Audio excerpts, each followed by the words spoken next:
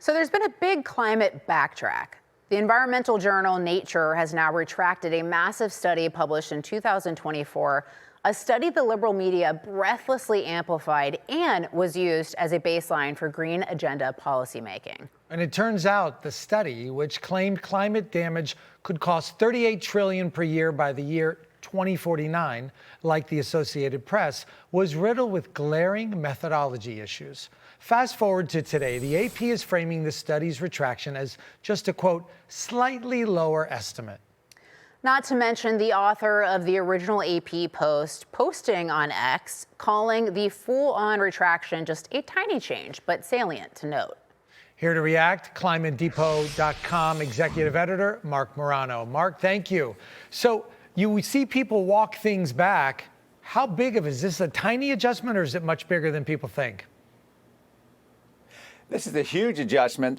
The authors of the paper said they couldn't actually make any correction that would justify it. They had to do a full retraction. They were offered the opportunity to just do a correction and try to slide it under the radar, and there was no way because the numbers were so big. Now, what this is the equivalent of, and when you see that was AP, Associated Press reporter Seth Borenstein, say it's just tiny, nothing to see here.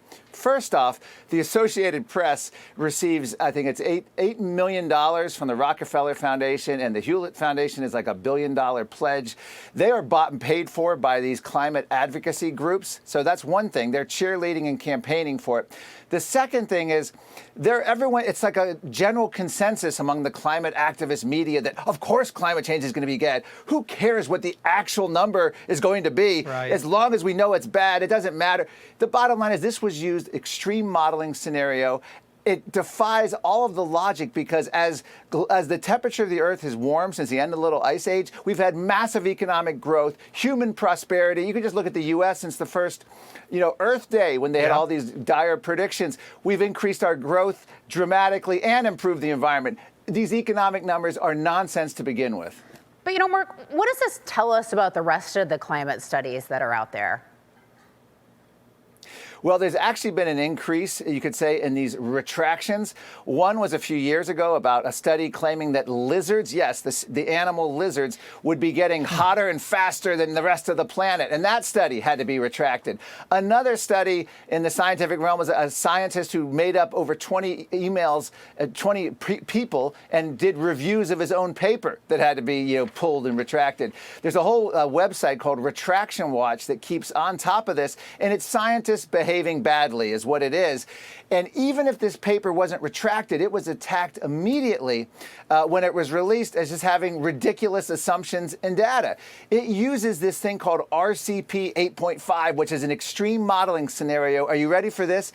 Invented and funded by Tom Steyer and Michael Bloomberg. And they actually had a meeting back in 2012 to say, how do we make climate change feel more immediate? And they started this idea of these extreme model scenarios. And that's what this paper that was retracted relied on. When current reality fails to alarm, you make scarier and scarier predictions of the future. So this is nice to see this retracted because they have egg all over their face, notwithstanding the AP's attempt to paper over this shoddy scientific work. Exactly.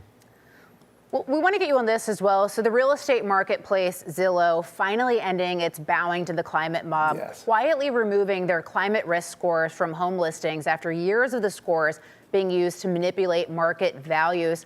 Why did they do this in the first place? And then, why get rid of it?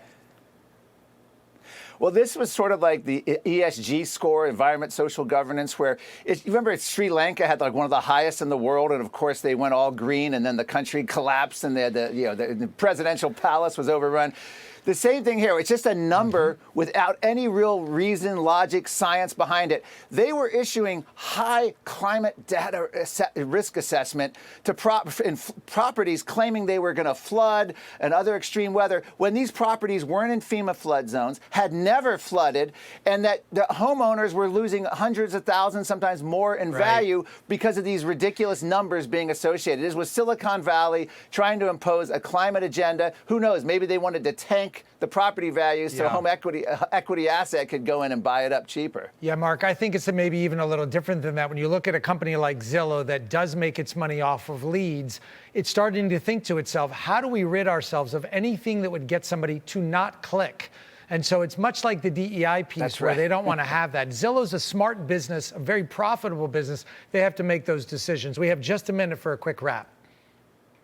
So what are your thoughts on that?